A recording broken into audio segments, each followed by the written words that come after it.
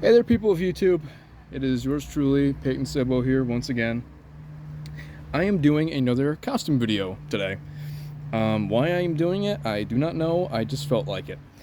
I have had the intentions and plans of doing a costume video series, like going into depth with costume layouts and talking about certain pieces, where I got them, and stuff like that. So if you people would be interested in seeing something like that, please say down in the comments that you would like to see it, and I'll do it. It'll probably be slightly out of order, but I will make a playlist and I will make it in order. But this is the video we're going to start with. Today we're talking about my 2009 remake Jason cosplay, whatever you want to call it, costume. Or as I have dubbed it, the Mountain Man. I did not finish this project until about a month or two ago, and I originally I didn't finish it. I started this project. You don't finish to start, you start to finish. I originally started this back in, I believe it was mid to late 2020, back when the pandemic was going on. That's when I got all the clothes for it, along with the hockey mask. In the Sheath. I got the main attire back then. I did not finish it with the whole hockey mask setup, Hawk and Hood, until about a month or two ago.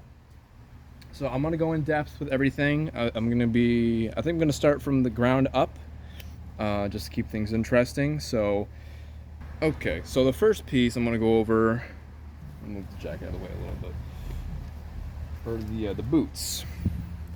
So I am not the tallest person on the planet, so I do have to gain some height somehow.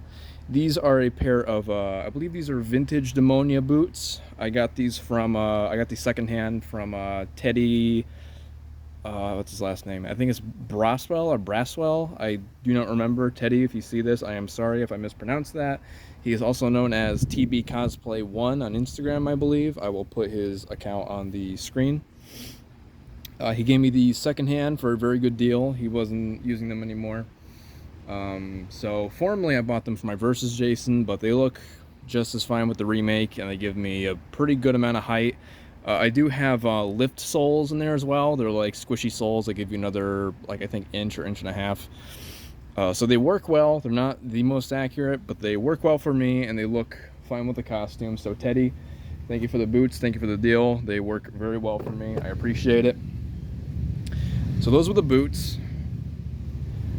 Now we're on to the pants.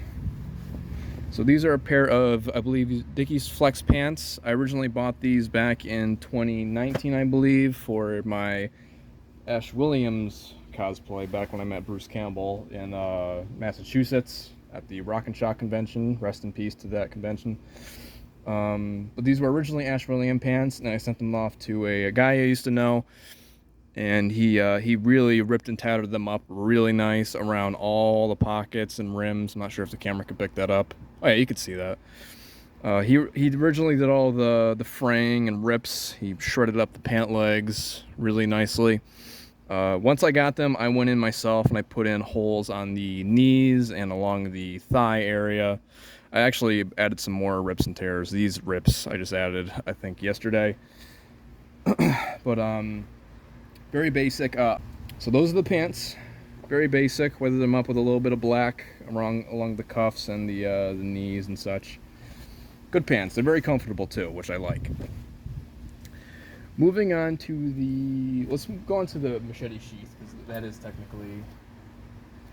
that would be the next step. So I'm gonna put this big ol' slashy thing to the side. This is the sheath, or whatever you want to call it, holster. This was also made by the guy who did the pants, and he also did the jacket and the shirt. I'm going to mention that. He did the entire wardrobe for me. Did a great job. This is the sheath. This was made using the camera might be a little out of focus, but that's okay. It was made, let me see if I can put the camera in focus. There we go. It was made using a old belt that my Nana gave me, along with a secondary belt I got from Goodwill, a horse curb bit, this is like the things that jockeys use to, this goes into the horse's mouth in horseback riding. So this is what they use in the movie, and this is what I got. A couple pieces of leather tied together with some leather ties, I guess, and I believe this is a spare strip of t-shirt. And this was all riveted together. You can kind of, it's pretty self-explanatory. This belt goes around your waist, and this belt goes around your thigh. And the machete, which I have right here, this is a Trick or Treat Studios Walking Dead Rick's machete, which I wrapped myself. It's not 100% accurate wrapping, but I just wanted it to the point where it felt good in my hand and still looked nice. This just slides right in between these two leather pads, kind of like a sandwich, and it stays in there, which works really well.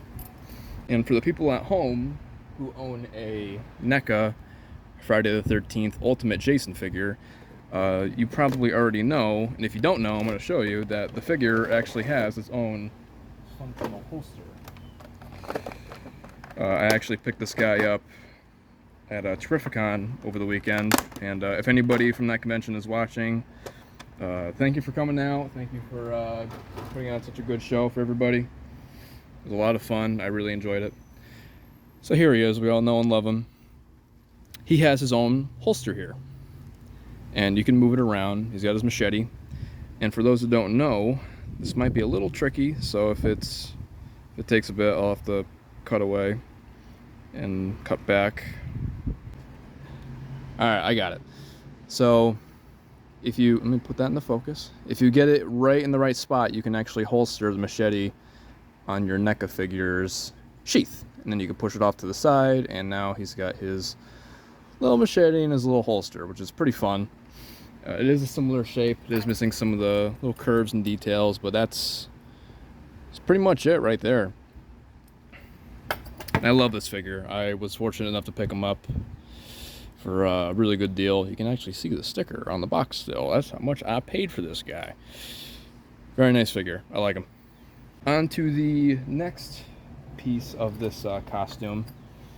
We have the undershirt and jacket. I think I'm going to start with the undershirt first. Just get that out of the way. Once again, weathered by the same guy who did the pants, holster, jacket, all that. He used a Fruit of the Loom shirt and weathered it very nicely. I did cut it down to size a little bit because it was a little long on me. In the movie, it is somewhat short on him, but not short to the point where it's riding up his waist or anything like that. Cut a few little holes on the chest just to make it a little more accurate. Did a great job with it though. Has all this very nice weathering and tattering. Still smells the same after all these years, which is a little funny because I figured it would have aired out by now, but it still smells, and it smells nice. It's very soft and very thin too, which makes it very nice to wear. So that's the undershirt. Might have to get in the frame a little bit for this one. Now we're on to the jacket, which I think I can kind of just lay it down. So the jacket is where people usually have the most difficulty when doing this costume. I'm going to try to explain it the best I can. So, God, these flies, man. The jacket is a mine is a London Fog parka jacket that I got off of eBay, and a insulated flannel shirt from Amazon. And the quilt was flipped inside out, cut in half from, like the chest down, and then it was put over this, and it was stitched on, so now it is actually permanently attached. It's not like it's just laying over it. Heavily weathered as well. The parka jacket's very tattered. It feels really nice too. I believe it's a suede material. I did do some of my own work to this. Like I put elastic in the cuffs because originally when I had this, it kind of made it look like I had like inflatable tube arms. And I have the parka cuff showing up from underneath, which I think that's accurate. I could be wrong. That's what I remember seeing in some auction photos. But it's a little something I did just to make it a little more efficient for my use. This isn't the most accurate remake jacket. There's supposed to be a pocket right here, and this section, the sleeves are supposed to have this diamond quilt pattern. This section is supposed to be completely flat, kind of like the back here. I tried seam ripping all the stitching out, which I did yesterday. It took a pretty good amount of time. I tried seam ripping it, and it is seam ripped, but oh my god, these flies. Doesn't look much different, but it is seam ripped, so I tried to get the proper look for it. It's very heavy, very big, very heavy jacket. It'll definitely kind of bulk you up a little bit when you wear it, especially when I wear it. It kind of doubles me in size. It's very crinkly too. It's like a garbage bag or some shit. But that's pretty much the jacket. Once again, it's really not that complicated, but if you get the right materials and do it right, you can make it look really nice. Mine is not the most accurate. I'm pretty sure the flannel part here is supposed to be like a orangish kind of color. Mine's red, white, and black, but that's not really any of my concern. I think next I will talk about the hood. Alright, so next we got the hood, which this is a very, very nice piece. I'm actually going to bring it around here. This is a brand new sculpt and piece from Hardcore Studios, who is a Canadian horror artist. He does Jason Voorhees hoods. He does full face Jason masks if you want that. He does have a full face version of this if you want that. He does part 4s. I know he's bringing out a new part 4 and a new part 3 for this year. He does Jeepers Creepers, Freddy Krueger. He does some Myers stuff. But I think personally he shines the most with his Jason hoods. This thing is absolutely beautiful. I ordered mine back in, I believe, April, and I got it about 2 months ago, a month or two ago. I don't know. I am horrible with time at this point. And it is beautiful. This is a brand new sculpt from John Fuller. He casted it, molded it, finished it. The eye right there is an acrylic eye from Fourth Seal Studios. Beautiful acrylic eye. Very, very creepy and gross. He's got the blonde hair on both sides of his head. My hood is padded also, so I got that nice big fat head that he has in the movie. Very, very nice hood. Probably the best remake hood in terms of latex.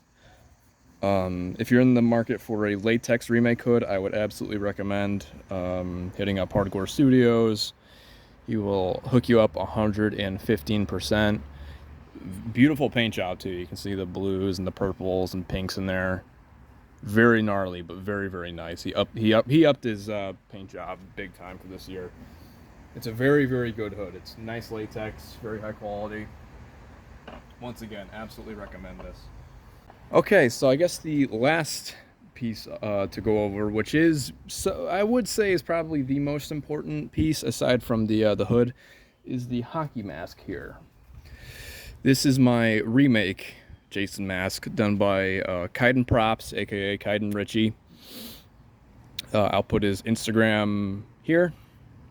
This is on a JDF Studios remake blank. I got this blank back when he was still running his old website. I got the hockey mask kit, and I got the straps from Horror Effects Studios on Etsy. Very nice straps, very solid, nice, very nice elastic. Kaiden did a great job with this. This is actually his second paint job over this mask, because the first time he did it, it was a little dark, and he knew he could improve upon it. So we settled out a deal for a repaint, and he was more than happy to oblige. He actually painted the chevrons on, because I believe originally they were decals from JDF Studios, because I believe I got him the full kit. But he actually painted the chevrons on, which are very, very clean and very crisp, which I love a lot, because not a lot of my masks have painted on painted on chevrons, painted on straps, excuse me.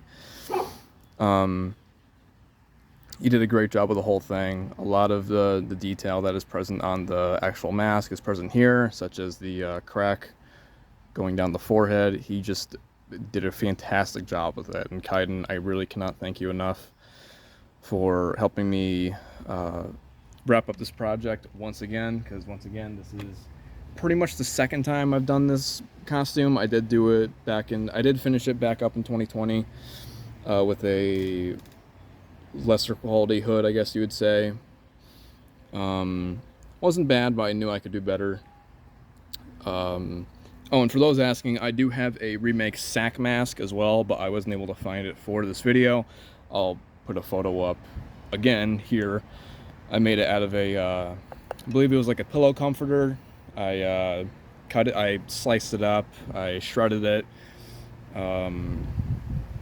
I stitched it together in some areas. It is not the best sack mask, but it is a sack mask nonetheless. It does me good justice. And as a quick little bonus for this video, while I was at Terrificon this year, not only did I get the remake Jason figure, I also got this pin here that a friend of mine got for me from a booth. I do not remember who sold it to us, but it is a very nice pin of remake Jason. I kind of got 2 for 2 while I was there. Very nice pin. That's pretty much it for this video. So if you enjoyed watching, please like and subscribe. Share if you feel so inclined. If you feel like you know somebody who would like to see this, go ahead and share it. Please be my guest. Once again, if you want to see more videos like this, leave a comment. I would be more than happy to do more overview videos of my my Jason layouts or arsenals, whatever you want to call them. I know I've said it a bunch of times before. If you want to see more of my content, you can follow me on Instagram, sabo.slasher. I'll put it up on the screen. If you want to add me on Facebook, it's just my name. So can't be that hard to find me. That's pretty much it. So everybody, thank you for watching. And now we will be on to the worn shots. I do have some photos and a video that I'm going to put in here. So thank you for watching, and I'll see you in the next one.